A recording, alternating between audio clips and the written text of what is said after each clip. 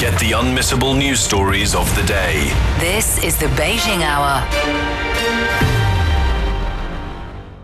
Examining the events that impact and shape China and the rest of the world. This is the Beijing Hour, 1 hour of news and information brought to you every weekday. Now here's your host.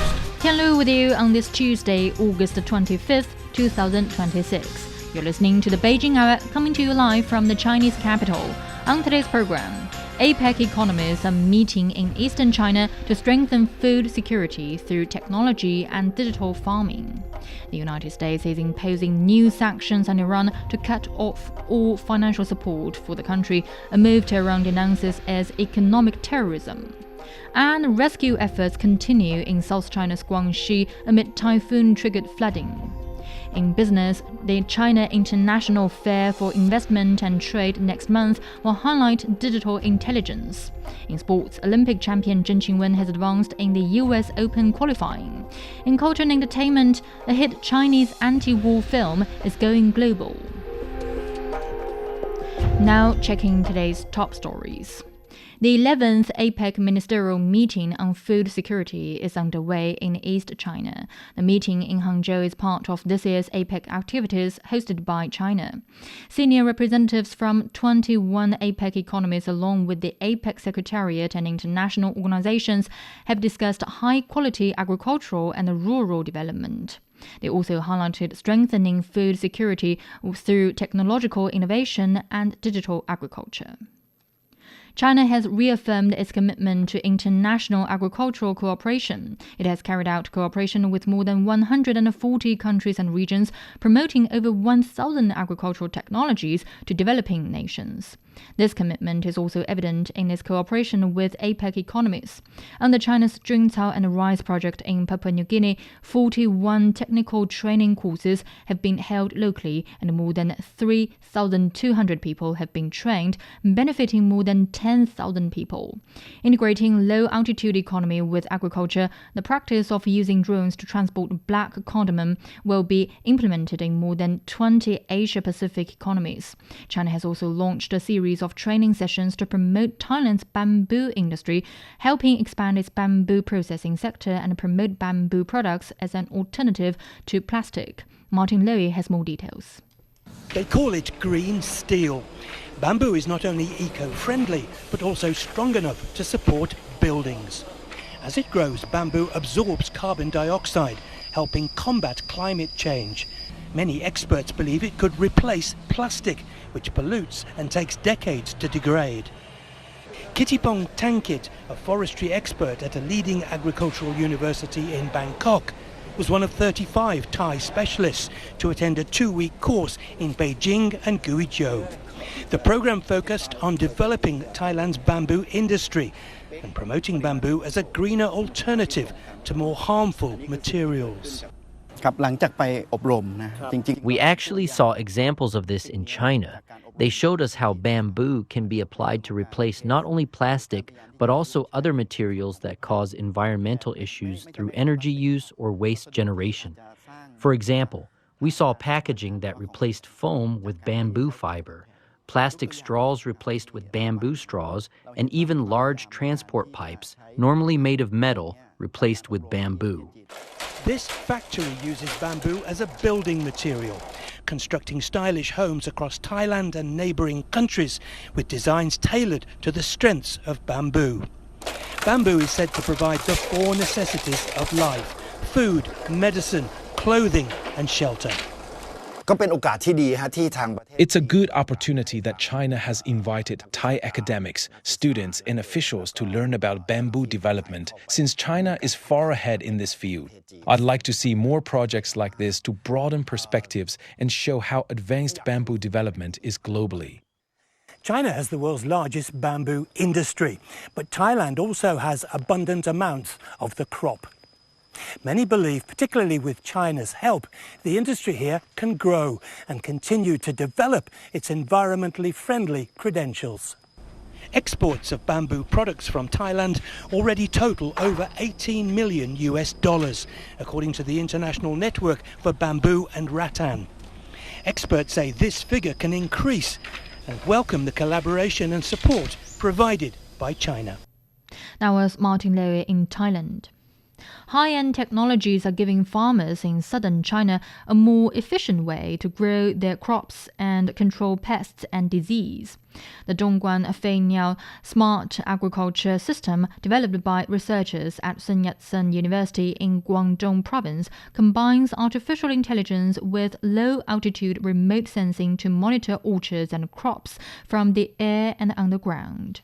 Using satellite imagery, drone data, weather information, and sensors in the fields, the system can identify 27 key indicators, including flowers, fruit, and pest infestations. The data offers farmers practical instructions, telling them precisely when and where to irrigate, fertilize, or apply pesticides. Liu Zhenyu is the head of the system. He explains how it works.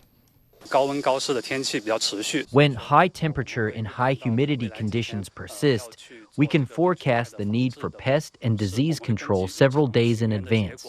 Based on the results of our daily field inspections, we identify areas with a high risk of pests and diseases, as well as areas where crops are vulnerable to waterlogging or drought. We can then alert farmers in advance and advise them on the appropriate dates for carrying out different farming activities. Grain grower Li Jiahui says the system helps them a lot. Because our village covers a relatively large area, we rely on advanced technology to provide us with an overall solution for rice cultivation. Once the system identifies a problem in a particular area, all we need to do is apply pesticides or fertilizer there. Preliminary data suggests this digital solution can reduce pesticide use for crops by about 15%, with a pest and disease control rate of more than 95%. One of the flagship green energy projects under China-Pakistan cooperation is a nearly $2 billion hydropower plant in northwest Pakistan. Since the start of operations in September 2024, it has generated over 2.8 billion kilowatt-hours of clean electricity and saved almost 1.3 million tons of standard coal annually. Daniel Khan reports. Nestled deep within the mountains of Pakistan's Khyber Pakhtunkhwa province, the Suki Kanari hydropower project is transforming the power of mountain rivers into clean electricity. Built under the framework of China-Pakistan cooperation, the project is making an important contribution to Pakistan's growing energy needs while supporting the country's shift towards renewable power. Located in the scenic Kaghan Valley, the Suki Kanari hydropower project is one of the major renewable energy projects developed under the China-Pakistan Economic Corridor. It is designed to generate around 884 megawatts of electricity using the natural flow of the Kunhar River, providing clean energy to Pakistan's national grid. Projects like these aren't about turbines and concrete, but it is about hundreds of people, technicians, engineers, and skilled workers who are making sure that each megawatt of electricity is being produced safely and efficiently. Our project is producing 884 megawatts of electricity.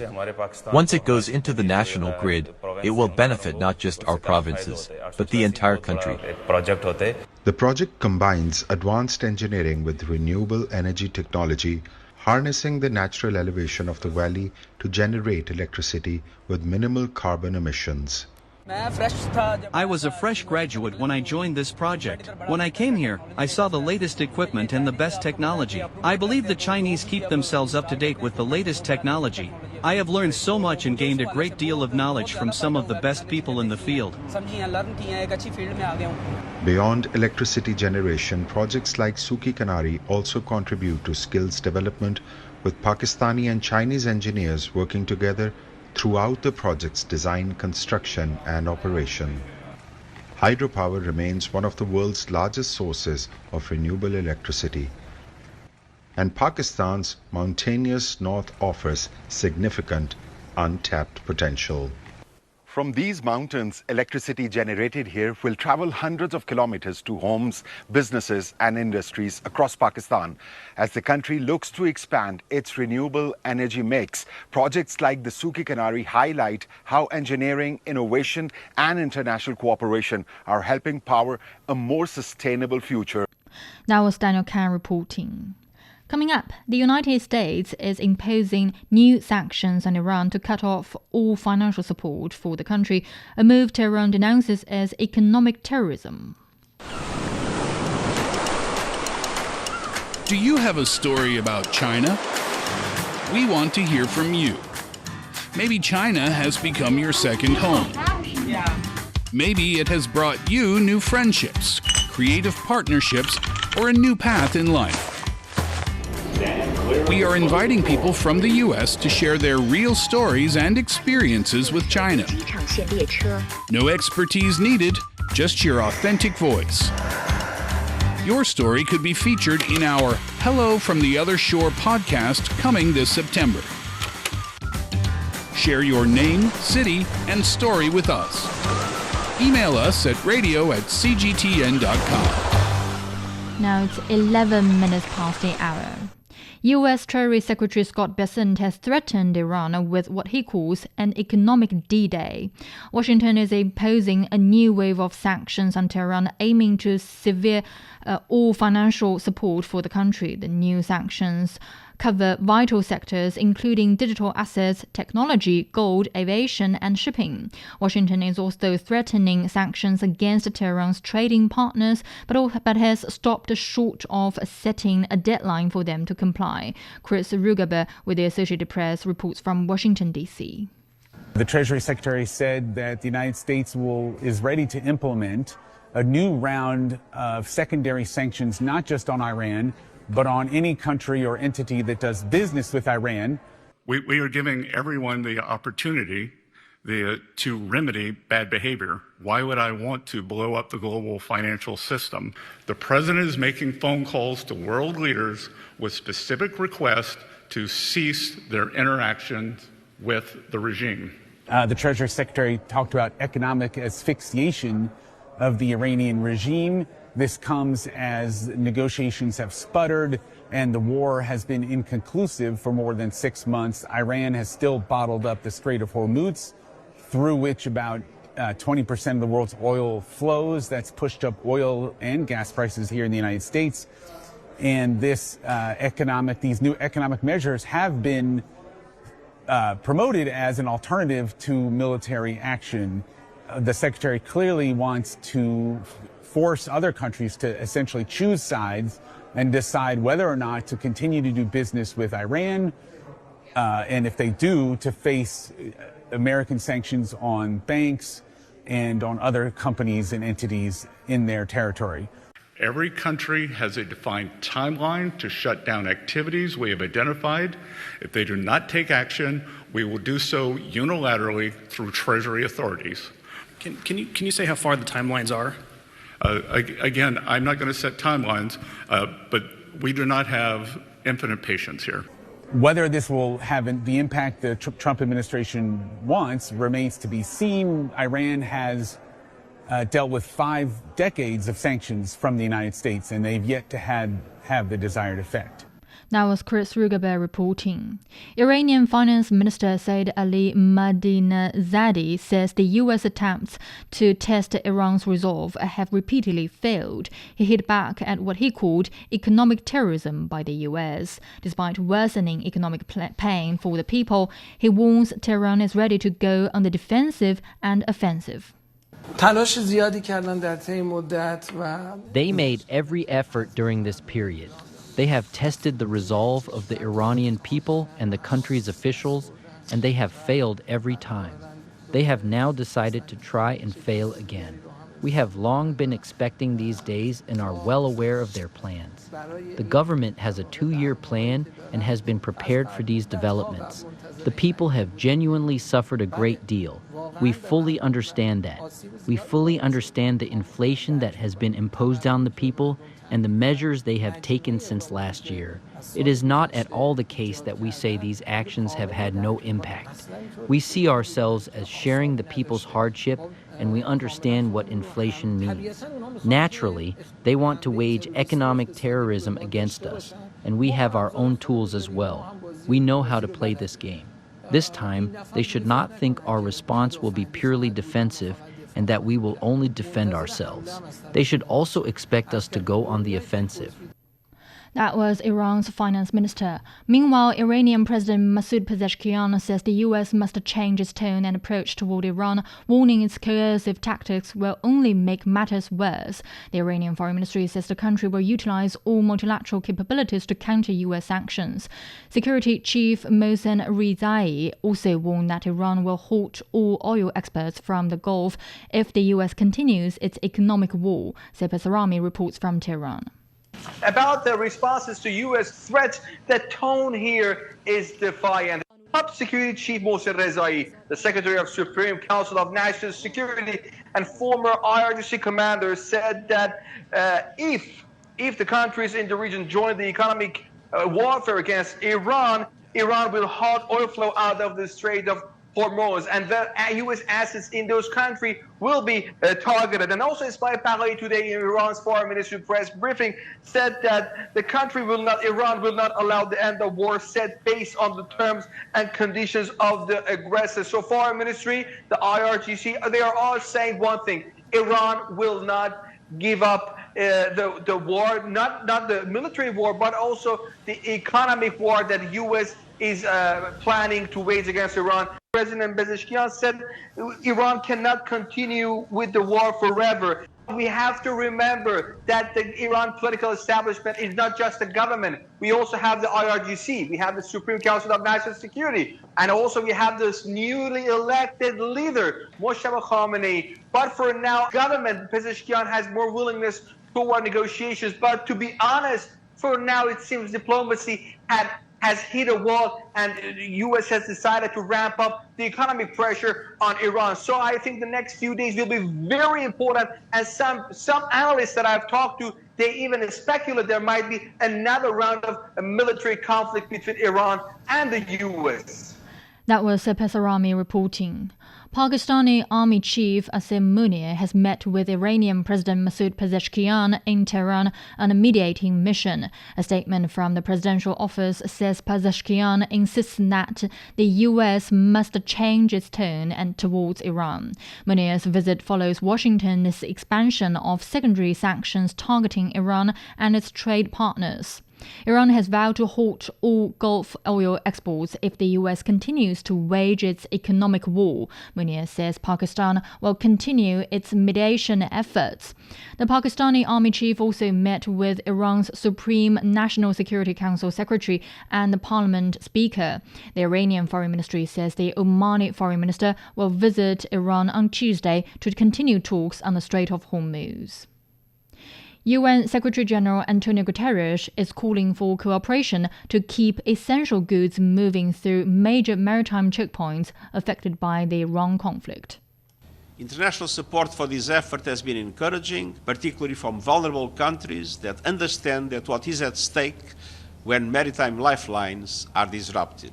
What is needed now is the cooperation and political will of the parties. And I urge all concerned to engage seriously and constructively. Guterres said attacks and disruptions in the Strait of Hormuz and the Red Sea are limiting the movement of energy, fertilizers, and other essential goods. He said the disruptions to maritime trade are driving up the cost of food, energy, and fertilizers, putting vulnerable people at greater risk. But the United Nations would serve as a neutral facilitator, and the purpose is simple: to reduce immediate risks, support more orderly and predictable transit, and help rebuild the confidence necessary for diplomacy and de-escalation. Guterres said a UN task force set up in March has developed a practical mechanism initially focused on fertilizers and related raw materials. The mechanism would register and verify ships carrying fertilizers and related products with a system in Oman to help prevent clashes. Coming up, rescue efforts continue in South China's Guangxi amid typhoon-triggered flooding. Discover the realities and responses to our changing climate with Climate Watch. Uncover critical issues such as the Masai Mara's disrupted wildebeest migration and the drop in the Panama Canal's water levels. Delve into solutions for a sustainable future. Tune in to Climate Watch on your favorite podcast platform. Become more eco-conscious and take action to protect our planet. Now it's 20 minutes past the hour. Floodwaters have swept through parts of Guangxi Zhuang Autonomous Region in South China after days of torrential rain brought by Typhoon Narra. Ninh County, near the border with Vietnam, is among the hardest hit areas, with thousands of residents evacuated and some communities still cut off. Wang Hui has more. Floodwaters have swept through streets, cut off communities, and left debris piled along the Minjiang River in Ninh County, one of the areas hardest hit by Typhoon Narra. Days of heavy rain have pushed the river levels sharply higher, forcing thousands of residents from their homes. And the water is not done rising yet. Now I'm on the bank of the Minjiang River, which is the main waterway of this place. Flooding here is quite severe, and we can tell that the water level is almost reaching the bank here. And the peak flood is expected to arrive at about 2 a.m. on 25th. And authorities say the danger is not over yet. Rescue teams are still trying to reach communities cut off by flooded roads and disrupted communications. We're doing everything we can to search for and evacuate residents. So far, 19,163 people have been relocated across the county. Some residents remain unreachable because of blocked roads and disrupted communications. Rescue teams are reaching those communities by boat and on foot to make sure no household and no one is left behind. Access is gradually being restored. According to Kuang, the Chongzuo-Aidian Expressway, one of the main routes into Ningming, has reopened after sections were temporarily closed by the flooding. Across Guangxi, official figures show the disaster had affected about 61,000 people in 6 cities as of Sunday evening. Around 54,000 people had been relocated as firefighters and emergency crews continue the rescue and drainage operations. That was Wang Hui reporting. August the 23rd to the 27th marks World Water Week, with this year highlighting water for people and progress. The annual global conference focuses on pressing issues including water security and sanitation. Rahul Pathak has more. The world has moved beyond a water crisis and into a state of global water bankruptcy. That was the worrying conclusion of a United Nations report earlier this year. The last 12 months have seen various crises that have threatened the global water supply thanks to a combination of water-related conflicts, droughts and bad water governance. Severe drought and record low water levels on the Danube River forced major nuclear power plants in Romania and Hungary to slash their output and in some cases completely shut down their reactors due to a lack of safe cooling water. Meanwhile, on the River Rhine, low levels have crippled Europe's busiest inland shipping corridor, carrying vital raw materials, chemicals and energy products between the North Sea ports and industrial heartlands. Away from Europe, water shortages are affecting another vital shipping route, the Panama Canal. The canal gets its water from the Gatun Lake Reservoir. A combination of lack of rainfall plus poor infrastructure has seen water levels in the lake plummet, which has had a knock-on effect on the Panama Canal, forcing it to cut the number of ships that use the vital waterway. The ever-expanding world of AI is also having a huge impact. AI data centres consume millions of gallons of fresh water daily for server cooling, and this consumption is only expected to increase.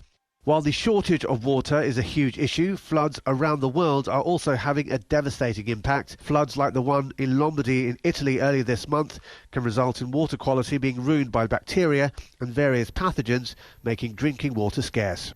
That was Rahul Pathak reporting. U.S. Vice President J.D. Vance says negotiations with Canada on the trade war are ongoing, but President Donald Trump is threatening to raise tariffs on all cars, trucks and automotive parts from Canada to 50%. This comes after Canadian Prime Minister Mark Carney walked away from negotiations and vowed dollar-for-dollar retaliation on $20 billion of U.S. goods from September the 8th. Karina Huber reports from Montreal. President Trump has retaliated by saying he's going to slap tariffs of 50% on Canadian steel, auto parts, and trucks effective January 1st. That's on top of the 50% tariffs he imposed this weekend on roughly $20 billion worth of Canadian goods. This is in retaliation, of course, to Mark Carney walking away from the negotiating table on Friday and for threatening to impose dollar-for-dollar tariffs on U.S. imports effective September 8th. Now, Mark Carney was in Quebec. He spoke to reporters saying he wasn't surprised by Trump's move, but he reiterated the impact that it's going to have not only on Canadian producers, but also U.S. workers and U.S. consumers. Because, of course, remember, in a trade war, the importer, he pays the tariff, but often companies pass that cost on to consumers. So prices on goods coming in from Canada will rise. And of course, this makes the cost of goods that are used in American production much higher. So this will have an impact on the economies of both countries. It really is a lose-lose situation. Now, Carney says Canada, that the lines of communication between the two countries are still open, and Carney is open to a deal, but not one that will come at the expense of Canada's sovereignty. According to Canadian reports, the U.S. side at the 11th hour was pressing Canada to ease their ability to make trade deals with third parties. And this is, of course, part of Carney's strategy is to diversify Canada's trading partners. And as well, apparently, the U.S. was pushing for a change on rules when it comes to the French language in Quebec, which is a red zone for Canada. And that's one of the reasons why the talks collapsed. Here's more on what Carney had to say. There is a mutually beneficial deal possible here, but it has to be one that respects Canada's sovereignty, that respects our independence, that uses our complementary strengths to build something better, not tear apart for short-term gain. That's the offer. Here's what happened with the most recent round of negotiations. They're still ongoing, and I want to be respectful of the process. So where do things go from now? It's really anyone's guess in this tit-for-tat trade war between the two largest trading partners, between Canada and the U.S. We are not yet seeing an impact on consumer prices, of course, because the tariffs just went into effect over the weekend. But we are seeing an impact on the currency market, with the loonie dropping by about 0.5% in one day, which further reduces Canada's purchasing power. Now, as Karina Huber reporting. A Michigan furniture maker says new U.S. tariffs on Canadian imports are hurting his business and cutting into his profits. Michael Howard II and his wife started their business about a decade ago. They make and sell products ranging from dining tables to bookcases. With a 50% tariff, all those costs have skyrocketed. Just that one project just cost our family thousands of dollars in profit, and which impacts the ability for us to put food on the table for our family, but also impacts the ability for us to give back to our community. The new tariffs are expected to affect about 5% of Canada's annual exports to the United States, worth around $20 billion. The affected goods include hockey sticks, agricultural products, and other items. In Windsor, across the border from Detroit, City Councillor Ronaldo Augustino said many Canadians are angry about the tariffs. This is more of a Washington thing. This is more of the White House that is attacking our nation. There's so many of us that have family and friends, brothers and sisters over there, and it's become this bizarre relationship between the White House and the Canadian citizen that is insulted by the fact that the President of the United States of America continues to call us the 51st state. Canadian Prime Minister Mark Carney has promised to introduce dollar-for-dollar retaliatory tariffs starting September the 8th. That's 29 minutes past the hour, checking the forecast before the break. Beijing will have thunder showers tonight and tomorrow. The low is 23 and is up to 26 on Wednesday. Shanghai will be cloudy tonight and tomorrow with a low of 26 and a high of 33. Chongqing will have light rain tonight, becoming cloudy with a low of 30 and a high of 38. Nanchang will see thunder showers tonight, becoming overcast with a low of 27 and a high of 31. Lhasa will have showers tonight and tomorrow with a low of 12 and a high of 22. Now it's time for a short break. So far this hour, APEC economies are meeting in eastern China to strengthen food security through technology and digital farming. The United States is imposing new sanctions on Iran to cut off all financial support for the country, a move Tehran denounces as economic terrorism. Tian Liu with you. Stay with here on the Beijing Hour.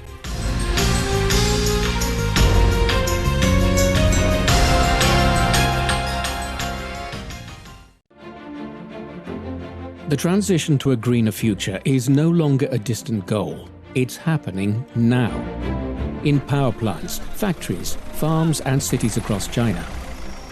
As the world grapples with climate change, energy security and the growing demand for electricity, China is searching for new ways to cut emissions while keeping its economy moving. Across the country, our reporters visit renewable energy hubs, industrial centers, and agricultural communities to see what that transformation looks like in practice. Through first-hand stories and on-the-ground reporting, we explore the opportunities, the challenges, and the ideas shaping China's green transition. Listen to China's Green Code, Rewriting the Rules of Growth, a special series from Climate Watch, available wherever you get your podcasts.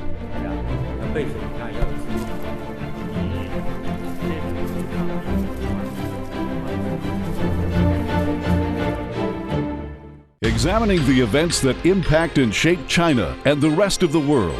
This is the Beijing Hour, 1 hour of news and information brought to you every weekday. Now here's your host. Tian Liu with you on this Tuesday. Still to come, in business, the China International Fair for Investment and Trade next month will highlight digital intelligence. In sports, Olympic champion Zheng Qinwen has advanced in the US Open qualifying. In culture and entertainment, a hit Chinese anti-war film is going global. To contact us, you can email radio@cgtn.com or follow our X account @cgtnradio. You're also welcome to subscribe to our Substack newsletter Beyond Beijing for the world's biggest stories, along with sharp insights and exclusive analysis. But first, checking today's headlines. China and the US have held their third track 1.5 dialogue in Beijing. Representatives from Chinese ministries, local governments, think tanks, and US institutions discussed enhancing political mutual trust, expanding economic and trade cooperation, and exploring collaboration in artificial intelligence and technology. Launched in 2023, the dialogue serves as a key communication platform between the two countries, bridging official diplomacy and people-to-people dialogue. It aims to provide suggestions for strengthening cooperation in various fields through dialogue among political parties, strategic circles, business communities, academia, and civil society. China has voiced opposition to unilateral sanctions that lack a basis in international law or UN Security Council mandate, warning that economic coercion and pressure will only heighten tensions and destabilize the global financial system. The Foreign Ministry reiterated that China's cooperation with Iran is fully in line with international law and should not be subject to external interference. Beijing also said it will take all necessary steps to uphold its legitimate rights and interests.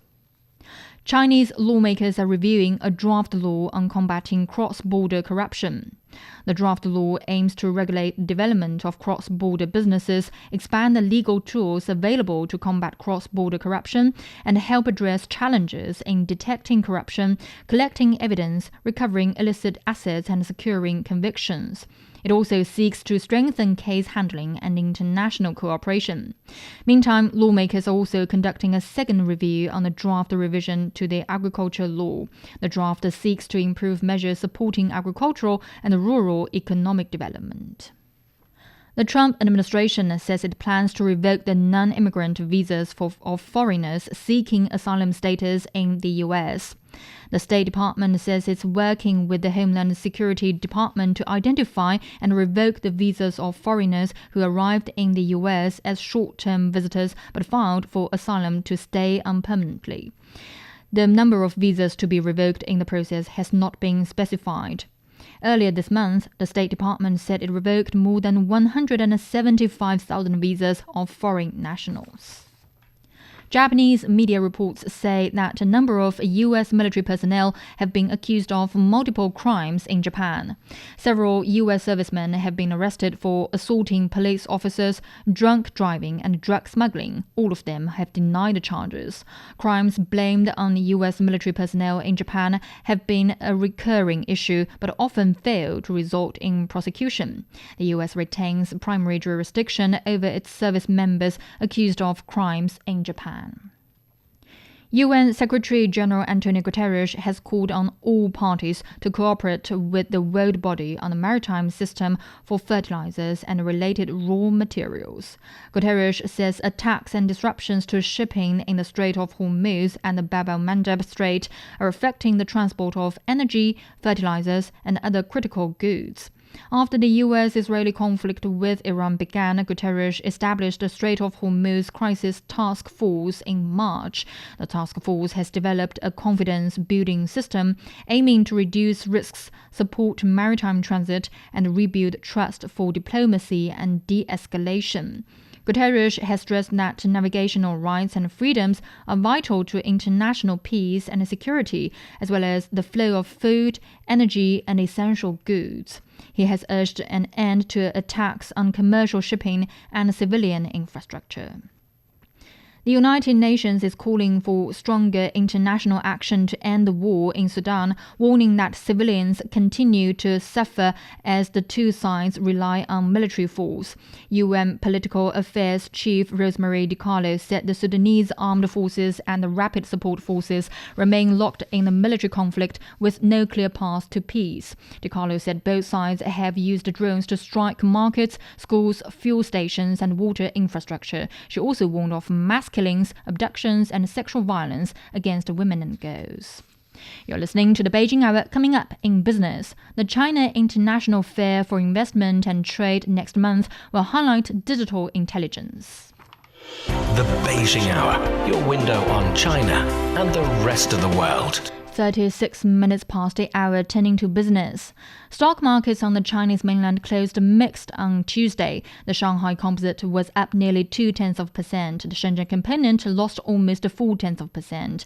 Home appliance and real estate service shares led the gainers. In Hong Kong, the Hang Seng Index remained almost flat. Japan's Nikkei rose 0.5%. The 26th China International Fair for Investment and Trade will take place from September the 8th to the 11th in Xiamen. This year's fair will feature key highlights including internationalization, professionalism, and digital intelligence. The Ministry of Commerce says for the first time, CFIT will introduce dual guest countries of honor, Finland and Saudi Arabia, reflecting growing global interest. Delegations from 123 countries and regions have registered, with 60 countries setting up exhibitions. The fair will host multinational cooperation forums, cross-border investment trend conferences, and industrial supply chain cooperation meetings. The financial services zone has doubled in size and participating companies with 140 leading institutions and listed companies. The cross-border interbank payment system will set up a dedicated zone gathering over 70 Chinese and foreign banks. A number of artificial intelligence and green low-carbon enterprises will present cutting-edge technologies and high-quality projects at the fair. Many provincial and municipal exhibition areas will employ digital technologies to showcase their achievements and investment attraction projects. Robots are competing across multiple competitive sports while taking scenario-based challenges at the ongoing World Humanoid Robot Games in Beijing. Players are from across the robotics supply chain, including universities, AI startups, and robot makers. Chen Jiaqi has details. The 400-meter obstacle race final is underway, and the robots are already breaking human records. A humanoid clocked 9.39 seconds in the 100-meter sprint, faster than Usain Bolt's world record. But the bigger story is autonomy. In most events, robots now operate fully autonomously, a major upgrade from last year. And these games go far beyond the track. Robots are being tested on restaurant service, emergency response, industrial assembly, and more. It's essentially a full-body stress test, from AI models and algorithms to hardware performance. And the games are bringing together players from across the robotic supply chain. The big question for investors and the industry is, can these machines move from competition floor into the real world? If we look at the financial market, there's already strong momentum. Shares in Unitree, one of China's best-known humanoid robot makers, surged more than fivefold on its Shanghai debut last Wednesday. So this isn't just a robot competition. It's a live test of how quickly humanoid robotics can move from impressive demos to commercial reality.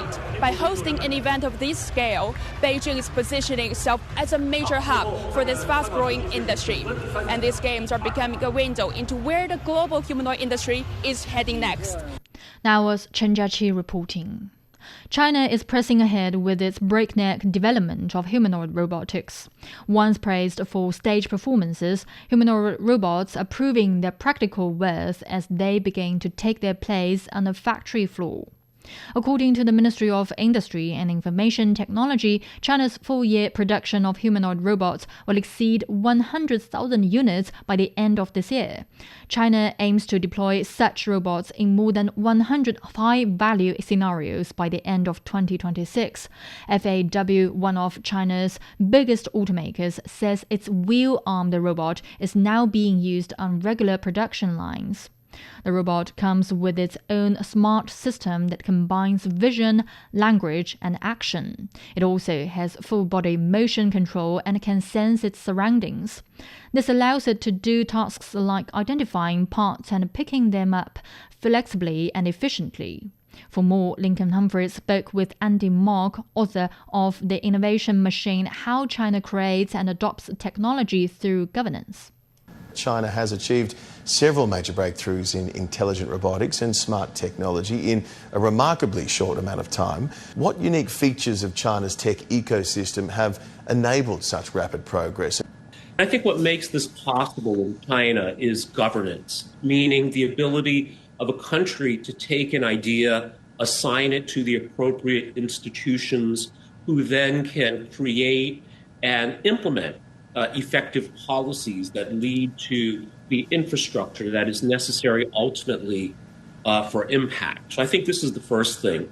And then what we've seen in China with regard to smart robots in particular is this compounding effect. So many companies in China started out making batteries for smartphones or components for electronic devices. And I think that gave them the experience to move up the value chain to then create electric vehicles. And I think similarly, we're seeing now with the advent of smart robots, the accumulated experience of building and scaling electric vehicles is playing a very, very important role for this as well. Now, if we want to talk about bottlenecks, I think one of the dangers when we see a very disruptive technology like smart robots is the balance. Well, not the balance, but if the technological advance outruns public trust, that can lead to difficulties, rejection of the technology, et cetera. And I think, again, this is what China has demonstrated, the ability not just to coordinate the physical production and distribution of advanced technology products like electric vehicles, like smart robots, but also through these games to let people start to develop a feeling that these are ordinary. Commercial deployment of China's smart technologies is advancing steadily, though full-scale adoption across sectors will take some time. The long-term potential remains quite substantial. Beyond China's borders, what new opportunities could this gradual rollout create for overseas companies and global consumers in terms of their upgrading, partnerships or market access even? I think I'm going to go out on a limb here and say that the adoption of robots for specific applications globally may happen much quicker than many expect. And the reason is that robots really started out in the United States as technology looking for a solution, or what we can call technology push. Now, of course, this is also happening in China, but at the same time, what China is doing is also turning on the application pull, meaning empowering organizations for specific applications to buy these robots, in terms of procurement. And once you have that, I think that rapidly incentivizes robot makers to make sure that the power lasts long enough, that the joints hold up under multiple use, et cetera. And I think once we hit that, we might see robots spread very, very widely in very different applications throughout the world, and partly because of China's ability to scale enormously, whether we're talking about electric vehicles, consumer electronics. And I think we're seeing this with smart robots as well. That was author Andy Mock offering his insights into the global race for humanoid robot innovation and application. Chinese lawmakers are now reviewing a draft healthcare security law that includes new rules on long-term care insurance with the aim of better protecting people's medical rights and benefits. The draft is in its third reading at the National People's Congress Standing Committee, the country's top legislature. This session runs through Friday. In April, the draft went through a second reading and was also opened up for public feedback. New clauses have been added, one of which calls for the creation of a national long-term care insurance system. The draft also says that specific rules on how this insurance is funded, how the money is used, and how it's supervised will be worked out by relevant government departments, following guidelines similar to those for basic medical insurance. And finally, most of the 133 million mobile phones shipped in China's domestic market in the first half of the year supported the Beidou navigation satellite system as the technology expands across consumer devices, transport, and other industries. According to the Ministry of Industry and Information Technology, by the end of June, more than 14 million shared bikes and e-scooters were using Beidou's independent positioning. That's over 90% of the country's total fleet. The ministry says China has been stepping up pilot programs, setting standards, and building out the ecosystem in recent years to push adoption even further. You're listening to the Beijing Hour. Coming up in sports, Olympic champion Zheng Qinwen has advanced in the US Open qualifying. Sideline Story brings you all things sports related.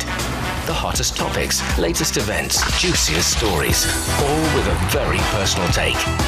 Subscribe to Sideline Story Podcast for heated sports discussions covering events that are happening in China and around the world. 47 minutes past the hour, turning to sports. Here's Yang Guang. Thank you, Tianlu. In tennis from the US Open qualifying, Zheng Qinwen has advanced past compatriot Yu Xiaodi in straight sets 6-3, 6-2 in 1 hour and 28 minutes. It's her first Grand Slam qualifier since 2022 as the Olympic champion, and the two-time US Open quarterfinalist works her way back from elbow surgery. She next faces Clara Burel, who also returned from an ACL injury to beat China's Ma Yexin 6-4, 6-2. Elsewhere, Zhu fell to Angela Fita Boloda in a tight first-round battle. World number 2 Carlos Alcaraz drew a packed crowd for his training session in New York as the 7-time Grand Slam winner prepares to return to action. The Spaniard is preparing to defend his title when the US Open gets underway Sunday after missing more than 4 months due to a wrist injury. Alcaraz has not played since pulling out of his opening match in Barcelona in April, but the 23-year-old confirmed last week that he will make his return at Flushing Meadows after initially targeting Cincinnati for his comeback before deciding that he needed more time to recover. Meanwhile, world number 1 Jannik Sinner has withdrawn because of a knee problem. The men's singles draw will also be without Hugo Rune and Jack Draper due to knocks of their own. Roger Federer is set to return to Flushing Meadows with the 5-time US Open winner taking part in an exhibition at Arthur Ashe Stadium. The 45-year-old last played at the tournament in 2019 and will share the court with fellow greats Andy Roddick, Andre Agassi and John McEnroe. Just feel like tomorrow and I guess today as well, and then Monday next week. It really gives me a true opportunity to say thank you and goodbye, which is, I think, important for some. For me, it's a nice thing to do, for sure. But I don't know why it hasn't happened earlier. It's just life with family and life on the road. And I didn't want to look for it right away. I let it come naturally. Federer says he's nervous about returning to Arthur Ashe after 5 years, unsure how he will perform, but happy to be back. It's nerve-wracking, to be honest. I haven't played a single set in, I don't know, is it Hurkacz, Wimbledon maybe?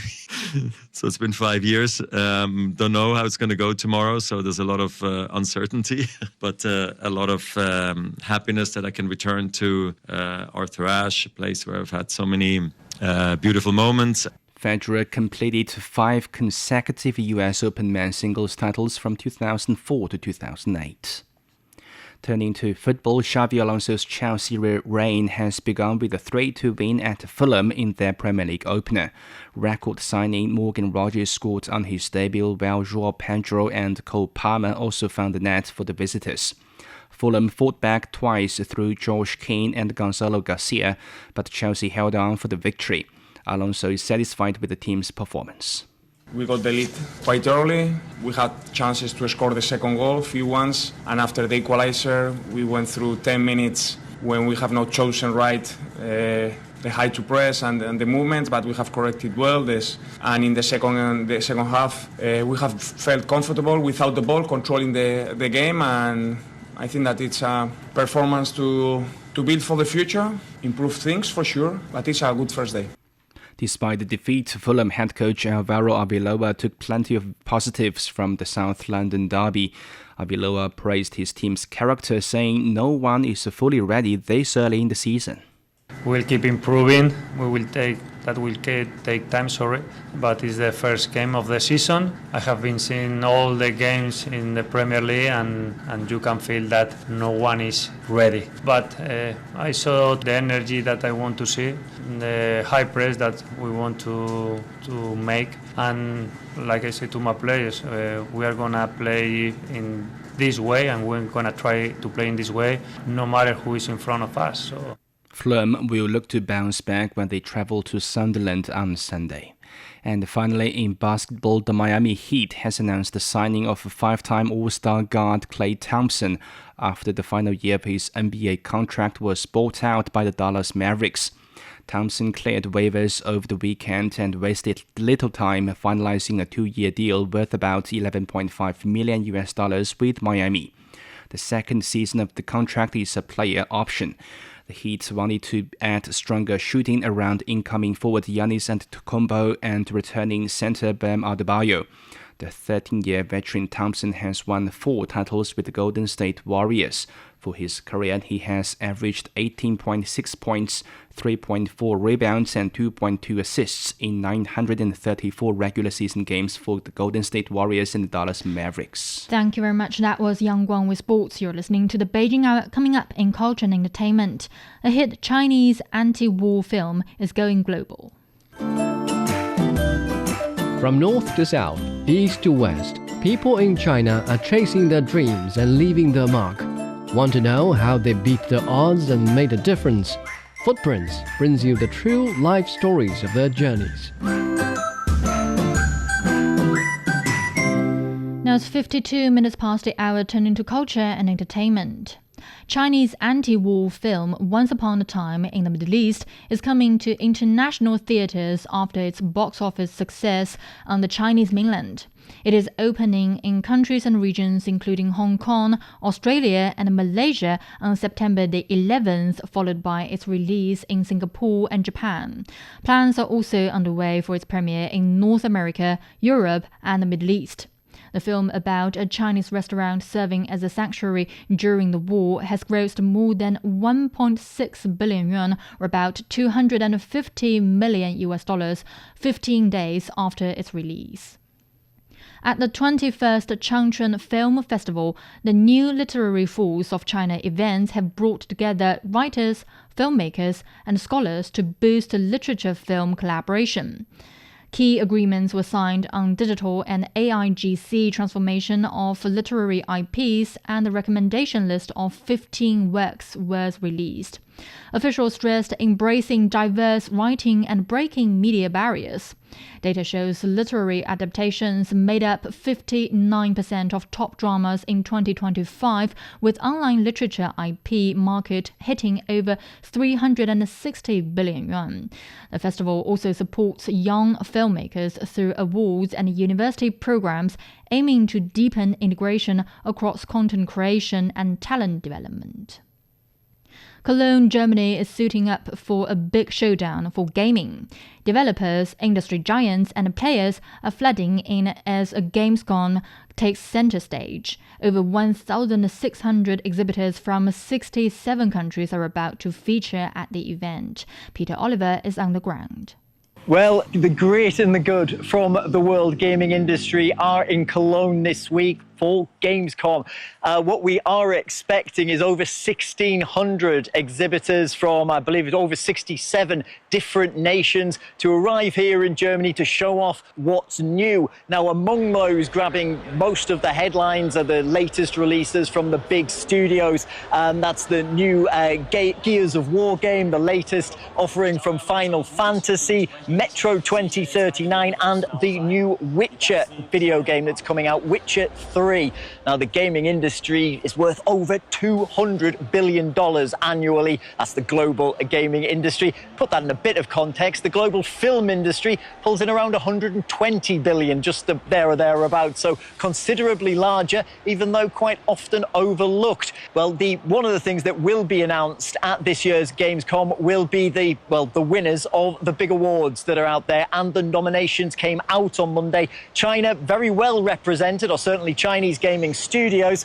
Keep an eye in the mobile gaming category, where offerings such as Genshin Impact, Zenless Zone Zero, and Arkham Knight Enfield are all nominated. And the most entertaining game category, also Escape from Dukhov is in there. And in the most epic game category, and also nominated for best PlayStation game, is another Chinese offering. That is Tides of Annihilation. Also, we're going to be looking into a lot of what's happening for the future of gaming. Where will AI take us? Where will cloud gaming go next? And what about those smaller studios that are desperate to try and break into the market that is dominated by the large video game producers? Well, there is a huge section of Gamescom this year devoted to those smaller studios. We'll be trying to grab a word with them. But for that and for everything coming up at this year's Gamescom 2026, that was Peter Oliver in Germany. Now it's 57 minutes past the hour, checking the forecast for the day. Beijing will have thundershowers tonight and tomorrow. The low is 23 and it's up to 26 on Wednesday. Shanghai will be cloudy tonight and tomorrow with a low of 26 and a high of 33. Chongqing will have light rain tonight, becoming cloudy with a low of 30 and a high of 38. Nanchang will see thundershowers tonight, becoming overcast with a low of 27 and a high of 31. Lhasa will have showers tonight and tomorrow with a low of 12 and a high of 22. Elsewhere in Asia, Islamabad will be clear tonight, tomorrow sunny. The low is 25 and it's up to 36 on Wednesday. Vientiane will have light rain tonight, tomorrow moderate rain with a low of 24 and a high of 32. Phnom Penh will see light rain tonight and tomorrow with a low of 26 and a high of 34 degrees Celsius. That's it for this edition of the Beijing Hour. Making news today, APEC economics are meeting in eastern China to strengthen food security through technology and digital farming. On behalf of the staff, this is Tianlu in the Chinese capital. Hoping you'll join us for the next edition of the Beijing Hour and open the window to the world together.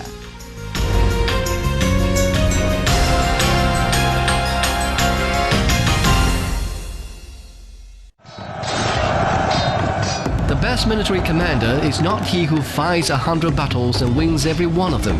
The best military strategy does not lead to the desiccation of the enemy's capital city. Decoding the Art of War will help you understand why there's no art in war and how Sun Tzu stayed undefeatable using the science of war, with fun stories and insightful breakdown of famous battles. Find Decoding the Art of War wherever you listen. A poem for the Tibetan antelope, the gentle spirit of the Qinghai Seazon Plateau, spoken by voices from across the world. Every spring, female antelopes migrate hundreds of miles to Zhuonai Lake to give birth, as we build gentle passages for their journey. Hello, little Tibetan antelope. Eyes opening to the light for the very first time. To see a world in a grain of sand, and a heaven in a wild flower. So much wonder calls for so much courage. But have no fear. The way home is right there, waiting for you. From the snows of Kunlun to the winds of Tangula, the wilderness will teach me to be strong. But the call of life itself never ceases. A train runs toward the horizon. A road stretches through the wilderness. The bridge that soars through the clouds is no barrier across the land, but a gateway to where I truly belong. Tibetan antelope's hoofprints loosen the soil, letting snow melt sink into the earth. Human presence passes through, but we've never walked this land alone.